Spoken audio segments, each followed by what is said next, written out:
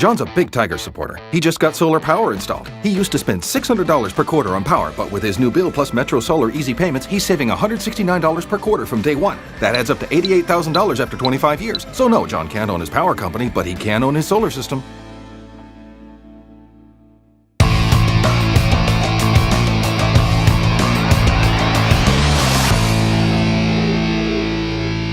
G'day Tiger fans, welcome to the Spotlight on round 9, and the Tigers take on the Demons at the MCG on Saturday afternoon, and it is going to be a huge day with a big tribute being paid to the legendary Tommy Hafey pre-match. Danny, it's been a really big week around the club, hasn't it? Yeah, it has, and rightly so. You know, obviously Tommy is a immortal of the footy club and of the AFL, and probably demands the respect that he's going to be given this week. And obviously, you know him a lot better than I do. I only met him once. I was fortunate enough to meet him once, and been a Tiger supporter all my life. Obviously, grew up loving Tommy Hafey, but he leaves a legacy, and it's only fitting that we give him that respect on Saturday and the whole week, and hopefully we get a win for the great man.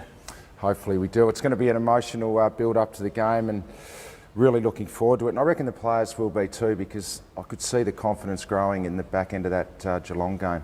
Yeah, we played some pretty good footy in the last 2.5 quarters. It wasn't great in the first quarter, not hitting the scoreboard at all, but I think just having the inclusion of Rance and Daly back in the side just helped our run and gave the boys some confidence. And unfortunately, we couldn't get over the line, but it's probably as close to a win as we wanted to get. And the boys have trained really well this week, and obviously with the big week for the football club, again, hopefully we take that into the game this week.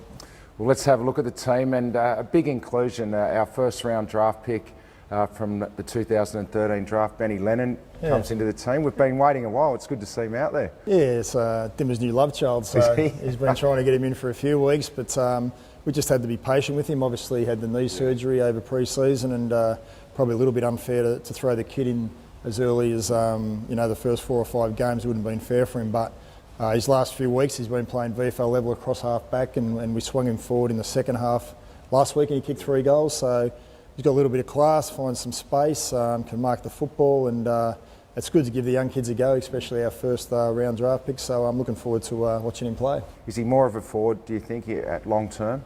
I think he will be, yeah, I think he will be, although it's a real hard one because Dimmer sees a lot of Andrew Mackie in him, so it's a big rap. Yeah, it is a big rap, but he reads a play really well, and he can drop off, and he does mark it, and he's pretty composed. So, you know, we'll probably play him forward, I suppose, this week, but there might be stages where we throw him back and see how he goes. And obviously, once he gets going in AFL, we'll be able to decide whether he's a forward or a back. Looking at the Melbourne lineup, pretty important that Rance is back into the team, because all of a sudden they've got a bit of structure forward. Frawley's given them something with his hit up, and Chris Dawes has got a big work rate. Yeah, he has. He's been in some seriously good form, Dawes, the last 2 or 3 weeks, and it's amazing what confidence can do for you. And he's hitting the ball really hard and taking some big marks. And as you said, Frawley's playing his role. It'll probably be different for Frawley this week. He's usually used to going and playing on Jack and having that big battle that everyone talks about. But the forward line is starting to get some structure. Obviously, Peterson down there as well gives him a little bit. And yeah, it's great. It's good to have Rancy back. As we saw last week, he's just so important to our side. And you know, he'll probably get Dawes, I would imagine, and Dave will get the other guy, and they've got Watts as well down there, so they're pretty tall timber, so we just got to make sure our pressure up the ground is pretty good this week. Looking at the style of game that will be played, you know what you're going to get with Paul Roos. There's going to be a heap of stoppages, and it'll be a really tight one-on-one. They've improved defensively, the D's. Yeah, they have. We obviously played them in the NAB first round, which they won, and they've obviously changed a hell of a lot since then. You can see a lot of South Mount, or the Sydney Swans coming out in them now. One-on-one footy, pressure, using quick hands, kicking long down the line to a contest and winning those crucial contests. So we've just got to make sure that we get the game on our terms. Obviously, we've had some success against Sydney in the past where we've been able to get the play on our terms uncontested, and you know, use our shape and get our key playmakers in the game. So it's really important to make sure that we don't get caught up in the game that they want. Sean Hampson had some sleep this week. He's just had a little baby, because he is going to have to do a heap of work in the ruck against J-Mar. Yeah, it's good news for Little River. Yeah, Little River. Interesting name, isn't it? It is interesting. I actually wondered where it came from, but he was saying it's Megan's mum's maiden name or something. So yeah, very interesting. So he hasn't been around the club this week, so... He'll be fresh then. Hope he's fresh. Yeah, I'm not too sure if he would have had much sleep, but yeah, it's going to be a big job. J Mar's obviously come back in the side and given them first hit-out advantage in the ruck. I think they're number 1 in the AFL the last 3 weeks, so between him and Ty, it's going to be a massive role for us and a big thing for our success. What are we going to do with Nathan Jones? He's their prime mover in the midfield, very consistent player now. Yeah, he is. We, again, been watching him the last few weeks, and there's been games where he's just played, there's been games where he's gone to someone, so we'll have something set for him, especially around stoppage, where he's crucial for them in their success. I think he's their number 1 score involvement player, so we'll have someone set for him. The other ones, obviously, Vince has been in pretty good nick as well.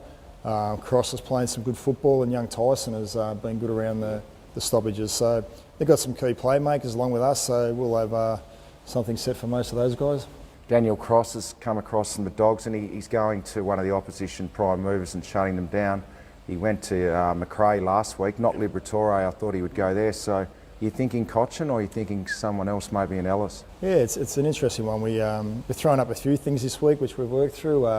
Whether he goes to Kochi and tries to nullify him at stoppage and then get off him, whether he tries and just shuts down Brandon for the whole game and control his uncontested possession, whether he goes to Lids or whether he just plays. There's so many things they've been doing the last few weeks that as a coaching group we work through all of them. We don't give too much information to the players to overload them, but it's just something that is, the first 5 or 10 minutes of the game could be held to scale to trying to work out what's going on, but if we go through all them continues about who might go to who, at least we can start sending messages out to the players and get the game going as we want. It's going to be a big one, Danny. Back in the G. Looking forward to it. It's, as we said, a big one for Tommy. So important that all the Richmond supporters get there and pay tribute to him, and hopefully our players come out and play in the passion that Tommy used to coach and what he thinks of the football club. I certainly think they will. Thanks for joining us. It's always a pleasure. And don't forget, the reserves are playing here at Punt Road Oval before the seniors on Saturday morning. So get here early, have a look at the twos, and then head over and pay tribute to Tommy Hafey. That's been the spotlight on round 9.